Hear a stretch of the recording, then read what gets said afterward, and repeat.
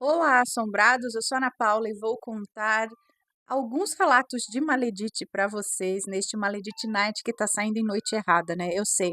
Esse vídeo era para ter sido ontem à noite, mas eu não consegui colocar ontem à noite. Então, como eu sei que vocês gostam de Maledite, tô jogando ele para hoje, tá? Então, esse tipo ao vivo estendido Maledite, que era para ter sido ontem, agora vai ser hoje. Tudo bem? Beleza? Então, vamos lá para os relatos. Espero que estejam todos bem. Já vou pedindo para você deixar o like no vídeo. Não se esqueça da loja assombrada e se ainda não é inscrito, se inscreva no canal. E vamos para o primeiro relato, que é este: A Flechada na Maledite. Vamos ver.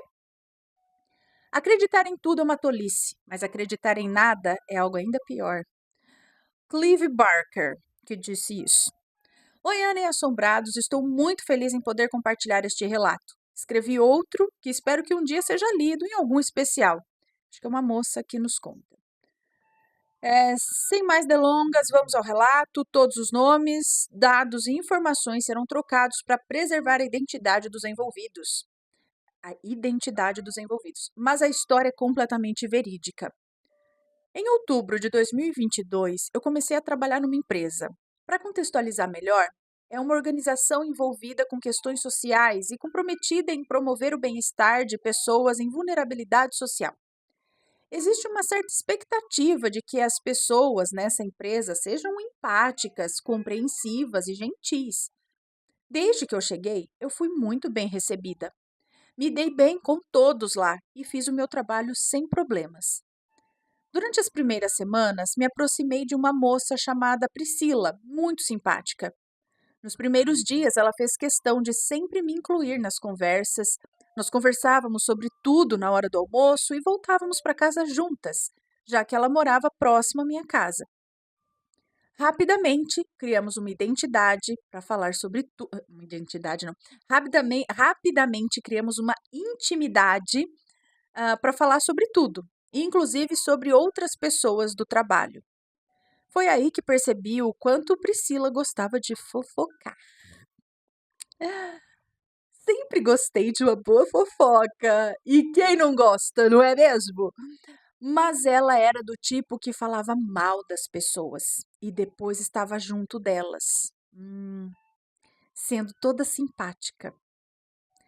Não foi difícil perceber isso, mas nos primeiros meses de amizade eu não esperava que ela falasse mal de mim, pois nunca fui uma pessoa polêmica. Sempre fui neutra e nunca dei muito motivo para falarem de mim. Até que um dia, em abril de 2023, fomos juntas a um show ao ar livre. Bebi demais e acabei passando mal durante o show. Eu sei que eu estava errada, mas já sou adulta, né? Ela me levou de volta para casa, me deixou na sala e foi dormir enquanto eu ficava passando mal. Eu fiquei muito triste. Eu até chorei. Ela ficou com raiva de mim pela minha atitude. E eu entendo, pois eu fui muito irresponsável naquele dia. Na segunda-feira, descobri que ela tinha. Ai, que susto. Na segunda-feira, eu descobri que ela tinha me gravado bêbada e mandado para minha gerente. Eu achei isso bem desnecessário, além de ter contado para todo mundo da empresa o que eu fiz naquele dia. Mas eu não sou do tipo que guarda rancor, Ana. Eu me considero muito compreensiva. Conforme o tempo passou, voltamos a conversar como antes. No entanto, ela sempre manteve os mesmos comportamentos. A essa altura já dava para perceber que a Priscila não era flor que se cheire, não é mesmo? Já deu para perceber. Mas foi necessário uma série de eventos para eu descobrir isso. Por exemplo, ah, Ana, leia em voz alta apenas se achar apropriado. Ai, ai, deixa eu ver. Vamos lá. Quando eu fiquei com um menino pela primeira vez, se é que você me entende, tá vindo coisa aqui, notificação. Então, quando eu fiquei pela primeira vez, se é que você me entende, eu contei para ela. Ela comentou na frente da sala inteira que fazer aquilo com S deixava as pessoas mais felizes e que eu parecia muito feliz naquela manhã. E todo mundo percebeu, né? Enfim, depois desses eventos, eu senti um grande desgosto. Ela sempre encontrava alguma forma de me humilhar de me colocar para baixo, e tudo isso no ambiente de trabalho. Até que um dia, aleatoriamente, assistindo vídeos na internet, encontrei um sobre uma flecha imaginária que você pode usar para devolver todo o mal que alguém te deseja e te fez. Isso eu nunca vi. Lembro que tinha um nome específico, mas eu não me recordo agora. Quem souber, pode colocar nos comentários, ela está falando aqui. Eu não sei também. Enfim, o vídeo dizia que se você fizesse movimentos de tirar a flecha, colocar no arco e atirar sem a pessoa ver, todo o mal voltaria para ela. Eu sou do tipo de pessoa que acredita em magias, no sobrenatural, na espiritualidade, e sempre tive mão boa para essas coisas.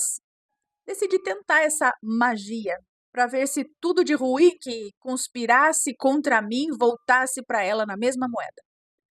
E eu tive a oportunidade durante o horário de almoço, mas eu não tive coragem. Eu fiquei com medo da Priscila me ver fazendo aquilo e me questionar, então eu segui o meu dia. Até que um dia tivemos uma reunião. A sala era grande, as cadeiras estavam dispostas em um grande círculo e Priscila estava na minha frente, do outro lado da sala. Dava para perceber que ela olhava para mim e cochichava com outra funcionária. E eu lembrei da tal da magia da flecha e visualizei, mentalmente, todo o mal que ela desejou. Todo o mal que ela desejou, pensou e falou de mim, voltando para ela, como uma flecha. Depois disso, eu esqueci e segui a reunião. Ela só imaginou, é isso? Eu lembrei da magia e visualizei mentalmente todo o mal, tal. Bom, o dia terminou e todos estavam se organizando para ir para casa. E lembra que eu disse que ela morava perto de mim e quase sempre íamos juntas? A gerente nos ofereceu carona até metade do caminho e eu prontamente aceitei. No entanto, Priscila já tinha pedido um Uber, que estava a caminho, e decidiu não cancelar. Fui para casa, tudo certo. No dia seguinte, percebi que ela não estava no escritório. Perguntei se ela estava a caminho ou se tinha viajado e a resposta me chocou um pouco. Quando o Uber dela chegou para buscá-la, parou do outro lado da avenida e, ao atravessar, ela simplesmente caiu com tudo no asfalto. Ela não tropeçou, apenas caiu e se machucou gravemente. Por pouco não foi atropelada, já que um carro estava vindo na direção oposta. Ela se machucou feio e estava muito dolorida para ir trabalhar no dia seguinte. E eu fiquei me perguntando se fui eu que causei aquilo. Mas na verdade eu não desejei mal para ela. Eu apenas queria que ela recebesse de volta o que fez comigo. Hoje em dia ainda trabalho com ela, mas estamos bem mais afastadas. E eu tenho certeza de que, se ela tentar algo novamente contra mim, serei uma Katniss Everdeen outra vez. Bem, é isso, Ana. Obrigada por ler. As coisas que estão fora do alcance da razão são sempre as mais sedutoras. J.K. Rowling. J.K. Cadê? Até a próxima e beijos. Beijos para você, muito obrigada. Nossa, aí vai falar muita coincidência também, depois que fazer esse negócio da flecha, aí já acontecer isso, que ela cair no meio da rua. Pois é, pois é, né? Mas é muito chato isso, né? A pessoa aí que faz de amizade, mas fica tentando te humilhar, fica te deixando constrangido. Isso é chato. Vamos para o próximo relato, que é Meu Pai Maledito. Olá, Ana e Assombrados, o meu nome é Fulana e hoje vou contar a história da minha mãe. E os nomes já estão trocados. Vou contar sobre o que eu vi e ouvi, pois não tenho coragem de pedir para ela me contar em detalhes. Então vamos lá. Meus pais se conheceram quando minha mãe era adolescente. Moravam no mesmo bairro. Meu pai sempre foi muito mulherengo, desde novinho. Minha mãe engravidou de mim, mas eu fui criada com os meus avós maternos e depois de 2 anos nasceu minhas irmãs gêmeas. Vou chamá-las aqui de Maria e Marta. E todos na família nos mudamos de bairro quando eu tinha 7 anos. Em 2008, a gente foi visitar uns parentes nesse bairro onde os meus pais moravam e que o meu pai nunca deixou de visitar. Eu e minhas irmãs estávamos brincando na rua e a minha mãe mandou chamar. Quando a gente entrou na casa desses parentes, a minha mãe estava segurando um bebê no colo. Ele era recém-nascido e minha mãe disse que era nosso irmão. A gente não acreditou, porque minha mãe é muito brincalhona, né? Até hoje. E a gente também era criança. A gente olhou, pegou na mãozinha dele e voltou a brincar. Passou ali uns 6 meses e esse neném foi morar com os meus pais e com as minhas irmãs. Eu vou chamá-lo aqui de Miguel. Aí eu vi que era verdade mesmo, que aquele bebê era filho do meu pai e a minha mãe criou como filho. Aninha e Assombrados, essa história é verdadeira, tá? Minha mãe pegou para criar o filho de outra e ela amava muito meu pai. E ele sempre quis ter um menino, mas a minha mãe já era operada. Então minha mãe cuidou do neném com muito amor. Levou ele para tomar todas as vacinas, já que a mãe biológica nunca cuidou. E quando o Miguel chegou na casa dos meus pais, ele estava até com pneumonia. Minha mãe ficou uma semana com ele internado no hospital e a benção da mãe biológica dele não foi nem visitar, nem um dia. Olha, algumas mulheres até perguntaram se era filho dela e ela contou a história e todas julgaram, falando que ela é louca, que nunca que criaria um filho de outra mulher, ainda que o marido se envolveu. Ah, mas judiação, né, gente? A criança não tem culpa, ainda mais com a mãe negligenciando desse jeito. Não sei se eu ia ficar com o homem, né? Mas a criança não tem culpa. Bom, mas a minha mãe disse que a criança não tem culpa. Minha mãe foi muito julgada por todos, Ana, até pela família. Bom, a vida seguiu. Meu pai, como sempre, bebia todo final de semana, ia para esse outro bairro que eles cresceram, que inclusive a mãe do Miguel mora até hoje. Então, um certo dia chegou um SMS no celular do meu pai e era ela, a mãe do Miguel. Meu pai nunca tinha deixado de ter um caso com ela, mesmo a minha mãe criando o filho que ele tanto queria, que era dela, da outra. Até porque ela achou que, como ele já tinha o filho tão desejado, ele ia terminar com a mãe do Miguel. Que engano! Ah, teve um maior quebra-pau. Passaram-se algumas semanas, eu tinha ido para uma cidade vizinha ficar na casa da minha avó paterna.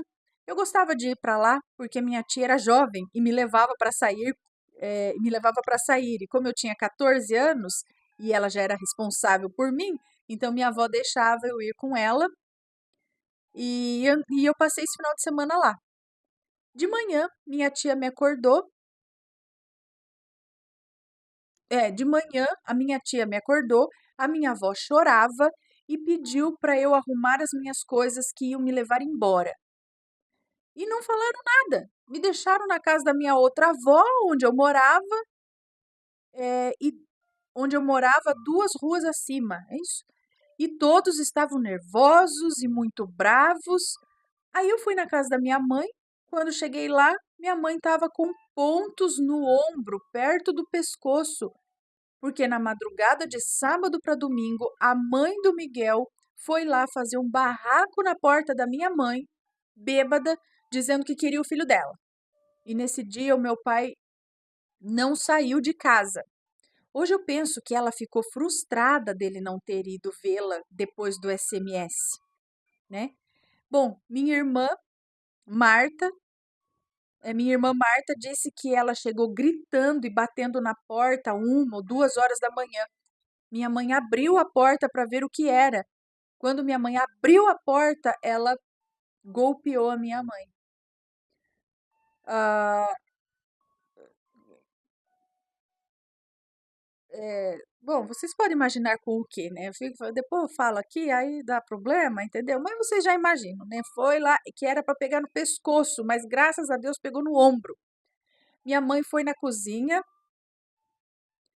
pegou o mesmo objeto e virou a briga de coisa. Ó, a Marta me disse que tentou ir para cima dela, mas ela deu um tapa que ela caiu. Minha irmã tinha 12 anos.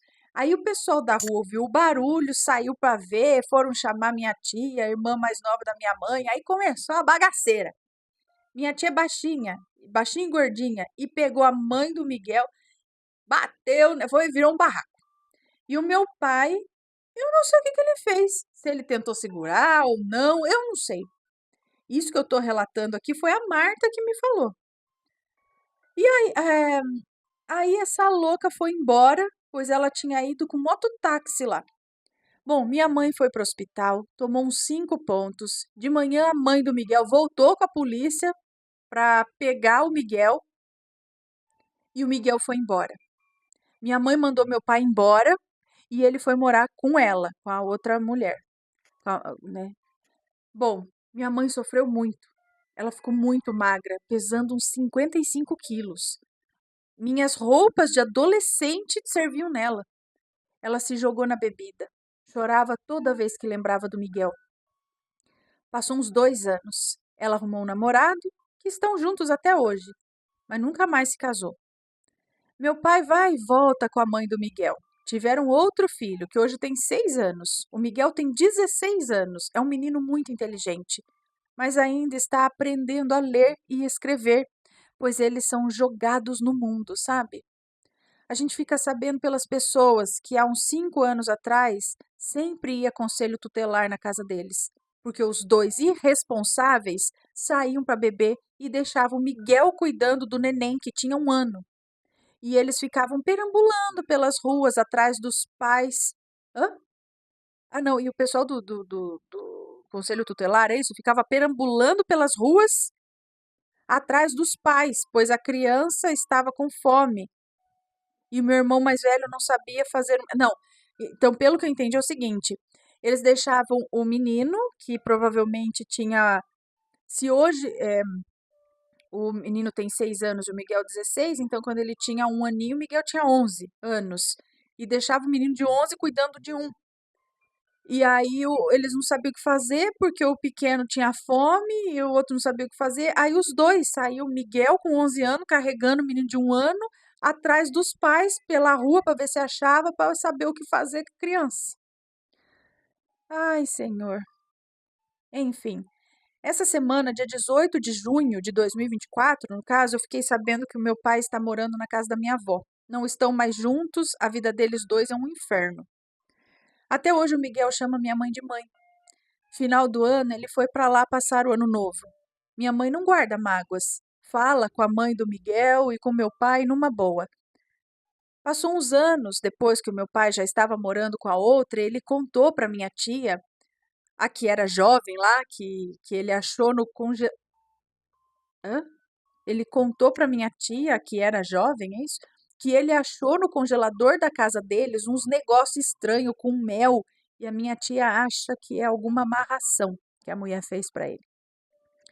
Ana, desculpa os erros de português. Muito obrigada por contar esse relato. Não tem muitos detalhes, porque eu nunca parei para conversar com a minha mãe sobre isso. Como eu não fui criada com ela, também não tenho muita intimidade para perguntar da intimidade dela, sabe? Fiquem com Deus. Um beijo para você, muito obrigada. É, bom, foi uma atitude nobre da sua mãe, né? Então, sofreu um monte, apesar de tudo, assim, uma pena que tenham tirado o menino, né, pra não fazer nada também, só por birra, picuinha, sei lá, porque, ai, maledite, né, na verdade ali, o pai maledito que se envolveu com uma outra maledite. É isso. E vamos para o próximo relato, que é a minha primeira maledite, vulgo minha avó. Olá, Ana e assombrados, eu sou a fulana, mas pode me chamar de fulana, e venho hoje contar para você sobre a minha primeira maledite, que foi e ainda é a minha avó paterna. Os nomes já estão trocados. Bom, antes de tudo, devo deixar claro alguns fatos. A minha avó paterna, que aqui vou chamar de Helena, é o nome da minha avó, ela nunca gostou da minha mãe Lúcia, por ela ser negra. Sempre fez de tudo para separar os meus pais e deixava claro que não gostava dela. Quando minha mãe engravidou de mim, a Lúcia, a mãe é a Lúcia, tá? A mãe dela é a Lúcia. Quando minha mãe engravidou de mim, ela, minha mãe, Lúcia, estava fazendo quimioterapia. Então foi uma gravidez muito complicada e ela só descobriu que eu existia no ventre após 7 meses fazendo tratamento. Acreditem ou não, galerinha, eu fui um milagre de Deus. Quando eu nasci, a maior raiva da Helena foi que eu nasci a cara da minha avó materna, Vina, que sempre foi um amor comigo. Como Helena já não ia com a cara da minha mãe, vivia levando as ex do meu pai para me conhecer. Pode isso, Ana? Que cara de pau! Aos meus 3 anos de idade, eu relatei para o meu pai o que eu havia visto e ele não acreditou, nem em mim nem na minha mãe. Eu vi a Helena, minha avó, mãe dele, dando um tapa na cara da minha mãe, só porque ela não quis lavar a roupa do meu pai porque estava cuidando de mim. Minha mãe, ao invés de revidar e bater nela, Ana, virou o rosto. E a minha avó bateu novamente na minha mãe, tipo, ela deu, literalmente deu a outra face. Então, as pessoas nobres, né, que a gente, assim, não sabe se aguentasse a fazer isso, não. Chegando em casa, contei para minha tia Maria, que ficou doida. Foi atrás da minha mãe tirar satisfações, pois minha mãe nunca foi de abaixar a cabeça para ninguém, sabe? Bom, passado um tempo, eu cresci, eu já estava com 15 anos, fui para a casa da Helena, pois sempre passava as férias na casa dela, e um belo dia, Ana, ela me expulsou da casa dela, dizendo que não gostava de mim, me fez levar as coisas do meu pai tudo embora. Assim que meu pai chegou, ela se fez de santa, Ana. Você acredita? Me fez sair de louca ainda, e ainda fez meu pai me colocar de castigo. Uns dias se passaram e fomos comemorar o Natal na casa do meu tio Fábio, filho dela. Na hora de todo mundo se abraçar, ela pegou na minha mão, com um jeitinho meio nojento, sabe? Me desejou Feliz Natal. Feliz Natal, ela me desejou Feliz Natal assim. Feliz Natal, como é seu nome mesmo? Fulana? Ai, Ana, minha vontade esse dia foi de sacar um tapão na cara dela. Mas eu só sabia chorar pela desfeita que a minha própria avó fez de mim. Alguns minutos se passaram e minha mãe ligou. Essa época os meus pais já haviam se separado e eu passava o Natal com meu pai e o Ano Novo com a minha mãe. Só pelo meu tom de voz, a minha mãe e a minha avó Vina já sabiam que algo tinha acontecido, mas eu não quis contar nada, Ana. Em julho de 2023, eu fui visitá-la novamente e levei meu marido para ela e para o meu pai conhecerem. E um detalhe, meu marido é negro. Ela só nos tratou mal. E a semana inteira, dando pitacos no meu relacionamento. Olha, Ana, Deus perdoe ela, viu? Porque Deus que a perdoe para que ela não arranje alguém pior que ela na vida, pois eu não desejo uma avó barra sogra assim para ninguém. Uma pessoa amarga e cruel com os próprios netos e noras. Bom, desculpe o relato longo, imagina, não foi longo, mas eu precisava contar isso para alguém. Um beijo, Ana e Assombrados. Um beijo para você, muito obrigada. É muito triste, né? Mas a pessoa ainda assim tem muito que aprender, né? Ninguém aqui é, né? A gente não é exemplo para ninguém também, nós não somos santos e tal. Mas é que tem coisa que é meio óbvia, né? Meio. Você fala, como ainda? Como? Parece que ainda pensa assim. Ainda tem uma maldade, um negócio. É um problema, né? Que a pessoa tem com ela mesma e acaba né, externa isso de uma forma a machucar os outros, porque eu acho que é tudo problema dela mesmo. Ela é triste, ela é amarga, e aí não teve muita felicidade, acho que não. Sei lá, é que a gente quer justificar as pessoas ruins às vezes, né? Às vezes a pessoa é só ruim mesmo. Ai, Senhor. E vamos então para o último relato de hoje, de Maledite, que é este daqui. Relatos sobre maledites e possessão. Olá, Ana, tudo bem? Eu sou a mesma do relato do hospital. Agora eu não lembro qual é. Agora eu vim contar um relato que ocorreu dentro do hospital, porém com uma colega de trabalho. Mas esse é sobre possessão. No mesmo hospital que eu trabalho, como já relatei, é referência, é isso? É referência?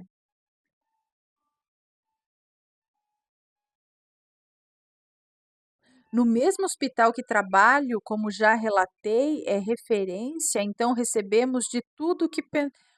Ah, tá, peraí. O hospital em que ela trabalha é um hospital referência. Então, eles recebem de tudo lá, né? Tem vários casos. Lá temos a ala psiquiátrica também. E um quarto onde ficam 3 leitos para pacientes psiquiátricos. O clima lá é bem pesado.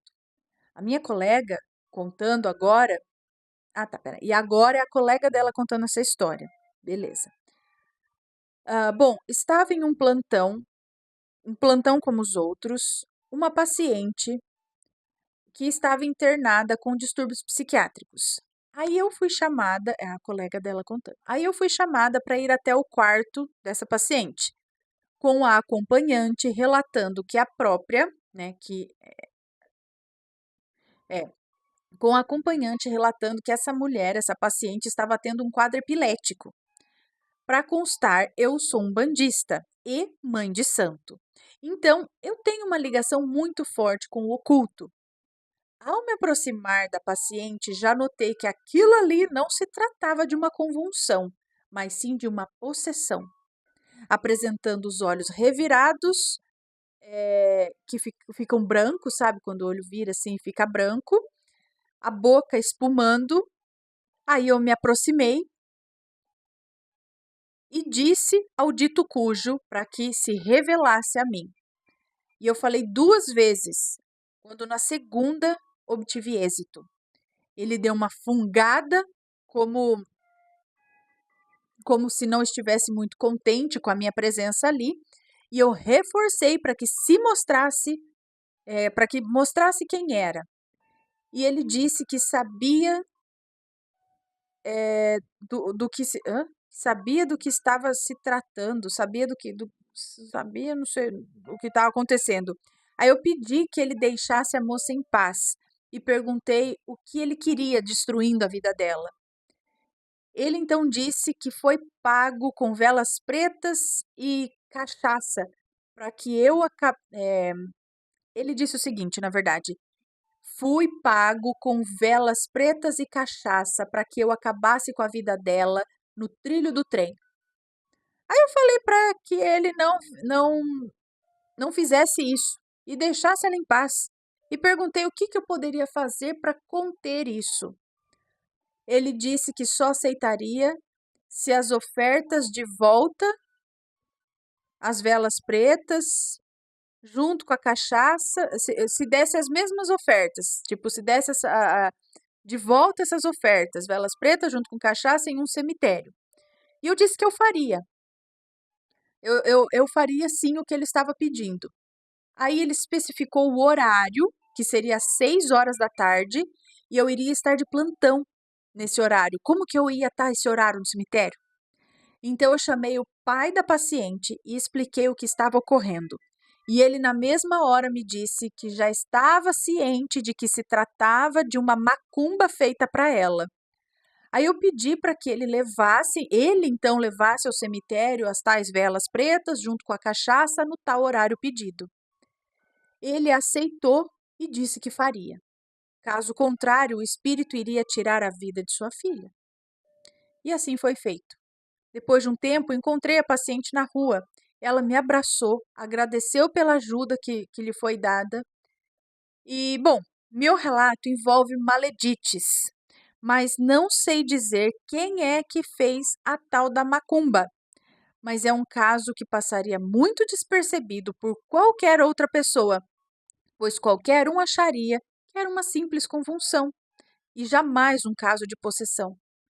E é isso, Ana. Isso foi o que a minha colega contou. Agora é a moça de novo. Eu amo ouvir esses relatos contados no hospital e amo ouvir os seus relatos. Obrigada por ler. Fiquem com Deus, vocês, crianças. Um beijo para você, muito obrigada.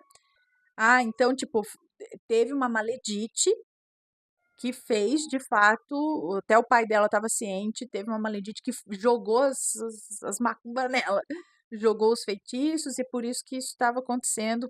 pagaram a entidade, né, para acabar com ela. Aí a moça conseguiu identificar, né? Sorte que era mãe de santo, e tal, conseguia distinguir isso para salvar a moça. Então tem uma maledite oculta aí na história que não se sabe quem foi aqui, mas essa é uma parte da história da, da maledite. Gente do céu, olha só, será que mais alguém aí trabalha no hospital e já teve uma história parecida, que teve um paciente, alguém lá, que estava lá, não por conta de um mal físico, é físico, mas com origem espiritual, sei lá. Alguém tem uma história dessa? Conta pra gente. Bom, pessoal, se for comentar, que seja sempre com respeito, por favor. Esses foram os relatos de hoje. Espero que tenham gostado. Era para ter saído ontem. Desculpa, não deu para sair ontem. Mas então, estou colocando de maledite mesmo hoje, quinta-feira, aqui para vocês. Tá bom? Sei que vocês gostam. Então, um beijo e a gente se vê no próximo relato. Fui! Tchau, tchau.